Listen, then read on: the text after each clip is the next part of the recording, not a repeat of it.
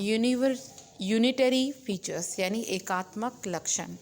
संघात्मक व्यवस्था के होते हुए भी भारतीय संविधान को पूर्ण संघीय नहीं माना गया है, क्योंकि भारतीय संविधान में कुछ ऐसे प्रावधान हैं जो एकात्मक होने के साक्षात प्रमाण हैं, और वे विशेषताएं जो भारतीय संविधान को एकात्मक रूप देती है वे निम्नलिखित है।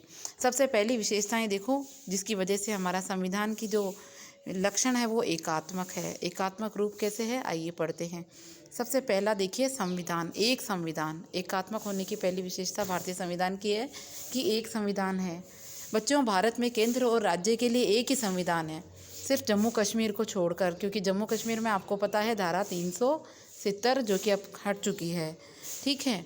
अमेरिका, स्विट्ज़रलैंड आदि देशों में अगर आपको प्रश्न पूछा जाए कि किन्हीं दो देशों, दो संघात्मक या संघात्मक प्रणाली के दो एग्जाम्पल दीजिए, दो देशों के नाम बताइए, तो संघात्मक अमेरिका और स्विट्ज़रलैंड का नाम आप बताएंगे।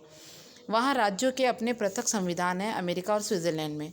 जबकि भारत की अगर बात की जाए तो भारत के लिए केवल एक ही संविधान है जिसमें केंद्र और राज्यों के शासन की व्यवस्था के संबंध में प्रावधान है। फिर दूसरी आती है अवशिष्ट शक्ति। तो भारतीय संविधान में अनुच्छेद 248 क्या कहता है? 248 कहता है कि जितनी भी अवशिष्ट शक्तियां हैं वो केंद्र सरकार को प्रदान की है। अवशिष्ट शक्तियों का क्या मतलब होता है? अवशिष्ट शक्तियों का मतलब ऐसे विषय हैं, ऐसे बचे हुए विषय हैं जो तीनों में से किसी भी सूची में अंकित नहीं है, ना तो संघ सूची में आते हैं, ना राज्य सूची में आते हैं, और ना ही समवर्ती सूची में आते हैं। तो ऐसे बचे हुए विषय फिर कहाँ जाएंगे? कौन सुनेगा उनको? तो ऐसे बचे हुए विषय जो है वो अवशिष्ट शक्ति कहलाते हैं, और इन अवशिष्ट विषयों पर जो है केंद्र का अधिकार होता है। केंद्र इसके लिए कानून बनाता है। ये व्यवस्था हमने कहाँ से ली? तो ये व्यवस्था जो है वो कनाडा के संविधान में उपलब्ध है। कनाडा के संविधान में ये अवशिष्ट विषयों की केंद्र सरकार की जो पावर है वो कनाडा के संविधान में उपलब्ध है, और हमने भी वहीं से ली है। तीसरा आता है संविधान संशोधन। संविधान संशोधन का क्या मतलब है? संविधान के अंदर बदलाव की जो शक्ति है वो संविधान के पास में है, केंद्र के पास में है। संविधान के संशोधन करने के संबंध में केंद्र को राज्यों की अपेक्षा अधिक अधिकार प्राप्त है। संविधान के अधिकांश भाग को संसद साधारण बहुमत से, कैसे? अधिकांश भाग को संसद जो है वो साधारण बहुमत से निश्चित विधि द्वारा परिवर्तित कर सकती है।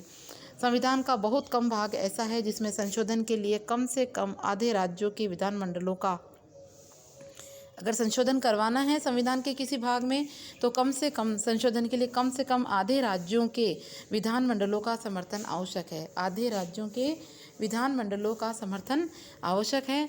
अतः संविधान संशोधन में केंद्र सरकार की श्रेष्ठता है। संविधान संशोधन के लिए कौन इम्पोर्टेंट है? केंद्र इम्पोर्टेंट है, जो एकात्मक प्रणाली का मुख्य लक्षण है। तो संविधान संशोधन करने के लिए केंद्र सरकार की श्रेष्ठता है, और यही श्रेष्ठता एकात्मक प्रणाली का मुख्य लक्षण है। फिर चौथा आता है आपके शक्तियों का बंटवारा। शक्तियों का बंटवारा तो आपको पता है सबसे बड़ी विशेषता यही है।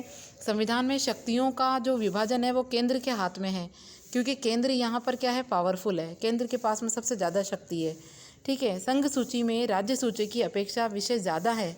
इसके अतिरिक्त संघ सूची के विषयों की कुल संख्या उस समय 97 थी। जब संविधान का निर्माण हुआ था तब संघ सूची के विषय जो थे वो 97 हैं, जबकि राज्य सूची में कम महत्व वाले 66 विषय अंकित किए गए, और समवर्ती सूची में कुल 47 विषय हैं जिन पर केंद्र और राज्य सरकार दोनों मिलकर के कानून बनाती है। आपको ध्यान रखना है, संघ सूची में कानून केंद्र सरकार बनाती है, राज्य सूची पर कानून राज्य सरकार या राज्य विधानमंडल कानून बनाता है, किंतु समवर्ती सूची ऐसी है जिस पर केंद्र और राज्य दोनों मिलकर कानून बना सकते हैं। परंतु यदि राज्य सरकार द्वारा निर्मित कानून केंद्रीय कानून का विरोध करता है तो राज्य सरकार द्वारा निर्मित कानून उस सीमा तक रद्द कर दिया जाता है। अगर राज्य सरकार केंद्र द्वारा कानून का विरोध करता है तो राज्य सरकार द्वारा जो कानून बनेगा उसे उस सीमा तक रद्द कर दिया जाता है जिस सीमा तक केंद्र सरकार उसका विरोध करता है। तब कानून केंद्र का ही लागू किया जाएगा, क्योंकि केंद्र के पास पावर और विषय दोनों ज़्यादा है। ठीक है। तब शक्तियों का ये विभाजन केंद्र को शक्तिशाली बनाता है, जो कि एकात्मक सरकार का मुख्य लक्षण है। फिर अगली शक्ति आती है आपातकाल की शक्ति। ठीक है। प्राय संघात्मक संविधान को एकात्मक रूप देने के लिए संशोधन करना बहुत ज़रूरी है, परंतु भारतीय संविधान की विशेषता है कि संशोधन किए बिना इसको एकात्मक रूप दिया जा सकता है। संविधान के अनुच्छेद 352, 356, 360 आपने कक्षा 10 में सुना होगा। 52, 56 और 360 के बारे में।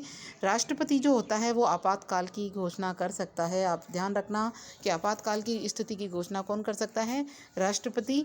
अनुच्छेद 352 क्या कहता है, 356 क्या कहता है और 360 क्या कहता है, आइए पढ़ते हैं। अनुच्छेद 352 के अनुसार यदि राष्ट्रपति को विश्वास हो जाए कि देश में युद्ध और बाह्य आक्रमण या सशस्त्र विद्रोह के कारण भारत की सुरक्षा खतरे में है, तो समस्त देश में किसी भी एक भाग में राष्ट्रपति आपातकाल की घोषणा कर सकता है। फिर 356 में क्या लिखा है? यदि राष्ट्रपति राज्य के राज्यपाल और किसी अन्य साधन द्वारा सूचना मिल जाए, विश्वास हो जाए और उस राज्य में स्थिति उत्पन्न हो गई है, तो फिर राज्य का शासन संवैधानिक प्रावधानों के अनुसार नहीं चलाया जा रहा, तो राज्यपाल जो है वो राष्ट्रपति को कह सकता है कि आप आपातकाल की घोषणा कर दीजिए। 360 के अनुसार राष्ट्रपति को यदि विश्वास हो जाए कि राज्य में ऐसी स्थिति पैदा हो गई है, वित्तीय संकट पैदा हो गया है, वित्तीय स्थिरता आ गई है, तो फिर ऐसे में वित्तीय संकट की घोषणा राष्ट्रपति कर सकता है। तो आपातकाल की 352, 356, 360 के तहत राष्ट्रपति जो है वो आपातकाल की घोषणा कर सकता है। छठी है राज्यसभा में राज्यों का असमान प्रतिनिधित्व। तो संघीय प्रणाली में दूसरा सदन समानता के आधार पे, किस आधार पे? समानता के आधार पे राज्यों का प्रतिनिधित्व करता है।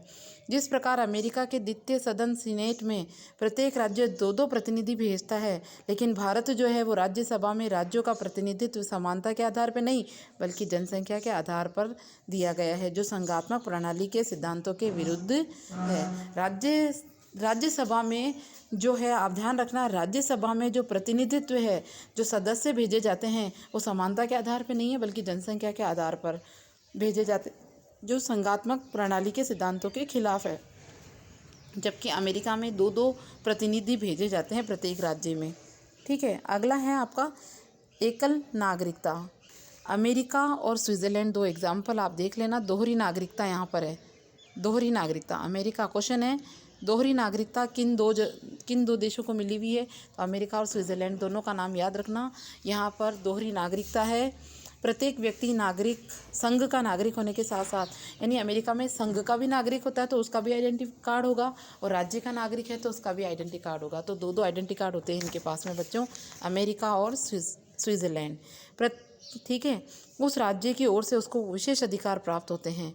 भारतीय संविधान में दोहरी नागरिकता नहीं है, एकल नागरिकता है। सभी व्यक्ति भारत के नागरिक हैं, सभी को समानता के आधार पर संविधान की ओर से अधिकार प्राप्त है। तो भारत में एकल नागरिकता है, जबकि दोहरी नागरिकता अमेरिका और स्विट्ज़रलैंड में है। फिर है प्रारंभिक बातों में एकरूपता। कुछ प्रारंभिक बातों की एकरूपता भारतीय संविधान की विशेषता है। समस्त देश के लिए एक ही प्रकार के दीवानी और फौजदारी कानून का प्रबंध किया गया। समस्त देश के लिए एक ही चुनाव आयोग है। ठीक है, आप ध्यान रखेंगे। और अखिल भारतीय सेवाओं के सदस्य केंद्र और राज्यों में शासन का प्रबंध करते हैं, जबकि इन सेवाओं के अधिकारियों की नियुक्ति केंद्र सरकार के द्वारा की जाती है, परंतु वे राज्य सरकार के उच्च पदों पर कार्य करते हैं। इन बातों से संविधान का एकात्मकता की ओर झुकाव प्रतीत होता है। फिर नवी विशेषता है आपकी एकल संगठित न्याय व्यवस्था। अमेरिका तथा ऑस्ट्रेलिया में राज्यों की न्याय प्रणाली केंद्रीय न्याय प्रणाली से बिल्कुल अलग है। अमेरिका और ऑस्ट्रेलिया में राज्यों की जो न्याय प्रणाली है वो केंद्र की न्याय प्रणाली से अलग है, परंतु भारत में प्रत्येक न्यायालय सर्वोच्च न्यायालय के अधीन कार्य करता है, क्योंकि सबसे ऊपर कौन है? Supreme court. राज्यों के विरुद्ध सुप्रीम कोर्ट में अपील की जा सकती है। इसी प्रकार राज्यों के छोटे न्यायालयों के अधीन होते हैं। इन छोटे न्यायालयों के निर्णय के विरुद्ध आप हाई कोर्ट में अपील कर सकते हो। अतः एकल संगठित उच्च न्यायालय यानी हाई कोर्ट प्रणाली संघात्मक राज्य का नहीं बल्कि एकात्मक राज्य का लक्षण मानी जाती है। फिर 10वां पॉइंट आता है आपका, राज्यों को पृथक होने का अधिकार नहीं है। भारत जो है वो संघ के राज्यों को संघ से अलग होने का अधिकार नहीं है। भारत संघ के राज्यों को संघ से पृथक होने का अधिकार नहीं है। इस संदर्भ में उल्लेखनीय है कि 1963 में संविधान के 16वें संशोधन द्वारा एक बात स्पष्ट की गई है कि संघ से पृथक होने के पक्ष पोषण को वाक स्वतंत्र संरक्षण प्राप्त नहीं होगा। यानी जो संघ से अलग होगा उसे वाक स्वतंत्र संरक्षण यानी बोलने की, अभिव्यक्ति करने की परमिशन नहीं मिलेगी। 11वां पॉइंट है सीमाओं में परिवर्तन हेतु राज्यों की सहमति अनिवार्य नहीं है। अगर सीमाओं में परिवर्तन करना है तो राज्य की सहमति जरूरी नहीं है। अमेरिकी संविधान के विपरीत भारतीय संविधान के अनुसार संघीय संसद जो है वो राज्य की सहमति के बिना भी राज्यों का पुनर्गठन और उनकी सीमाओं में परिवर्तन कर सकती है। ऐसा विधान सामान्य प्रक्रिया के अनुसार साधारण बहुमत से किया जा सकता है। अनुच्छेद 7 क्या कहता है? अनुच्छेद 7 कहता है कि इसके लिए संसद को प्रभावित राज्य के विधानमंडल की सहमति प्राप्त करने की आवश्यकता नहीं है। ठीक है, संसद को राज्य के विधानमंडल की परमिशन लेने की आवश्यकता नहीं है। केवल संसद को सिफारिश करने के लिए राष्ट्रपति के लिए यह आवश्यक है कि वे प्रभावित राज्य के विधानमंडल के विचार ज्ञात कर ले कि विधानमंडल के क्या विचार हैं, सिर्फ ये पता कर ले। तो संसद को सिफारिश करने के उद्देश्य से राष्ट्रपति के लिए ये जानना जरूरी है कि विधानमंडल के विचार क्या हैं। ये बाध्यता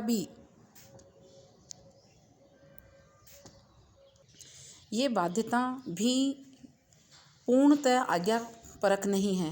प्रभावित राज्य द्वारा अपने विचार अभिव्यक्त करने के लिए राष्ट्रपति द्वारा समय सीमा का निर्धारण किया जा सकता है। इस प्रकार भारत संघ में राज्य उस प्रकार अविनाशी नहीं है जिस प्रकार अमेरिका में अविनाशी है। अगला पॉइंट है आपका 12 लोक सेवाओं का विभाजन नहीं। तो अमेरिका में संघ और राज्य दोनों के अपने अपने प्रशासनिक पदाधिकारी होते हैं जो उनकी स्वयं की विधियों और कृत्यों का प्रशासन करते हैं, किंतु भारत में लोक सेवकों के मध्य इस प्रकार का कोई विभाजन नहीं है।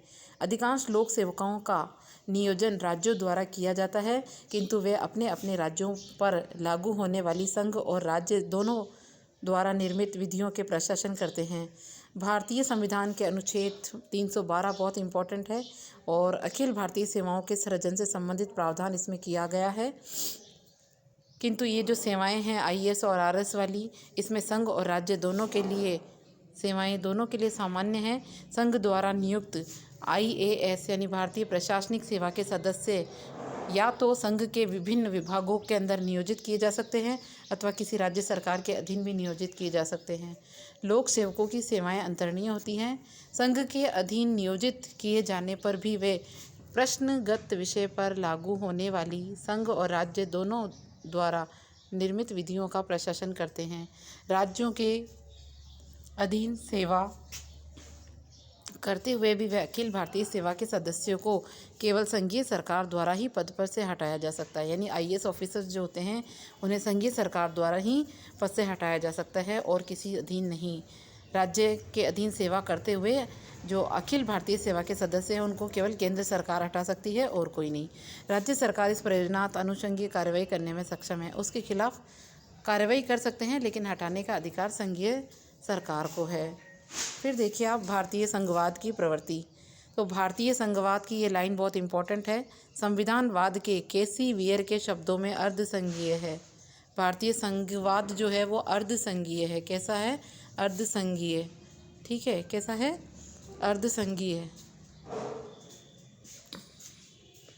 ग्रेनविल ऑस्टिन ने इसे सहयोगी संघवाद कहा है। स्वयं डॉक्टर भीमराव अंबेडकर ने इसे कठोर संघीय ढांचा मानने से इनकार किया है। भीमराव अंबेडकर ने इसे कठोर संघीय ढांचा मानने से इनकार किया।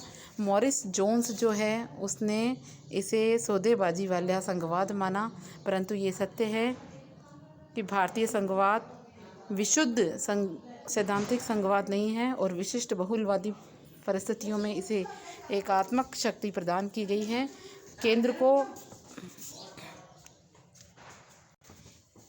परंतु ये सत्य नहीं है। भारतीय संघवाद विशुद्ध सैद्धांतिक संघवाद नहीं है और विशिष्ट बहुलवादी परिस्थितियों में इसे एकात्मक शक्ति प्रदान की गई है। केंद्र को अत्यधिक शक्तिशाली बनाया गया है। विधायी, कार्यकारी और न्यायिक और आपातकालीन सभी क्षेत्रों में अंतिम व निर्णायक भूमिका केंद्र की ही है। अखिल भारतीय सेवाएं आपातकालीन उपबंध 352, 356 और 360 वित्त आयोग आदि में केंद्रीकरण के माध्यम से रहे हैं। इस एकात्मक आत्मा वाले संघवाद का दूसरा पहलू ये भी है कि राज्यों को अनेक संस्थाओं के माध्यम से उचित महत्व और भागीदारी प्रदान की गई है। राष्ट्रीय विकास परिषद, अंतर्राष्ट्रीय परिषद और क्षेत्रीय परिषद आयोग इत्यादि महत्वपूर्ण संस्थाओं से संघवादी स्वरूप में राज्य की भागीदारी को सुनिश्चित किया गया है। ठीक है, तो आप इन महत्वपूर्ण बिंदुओं को भी पढ़ेंगे।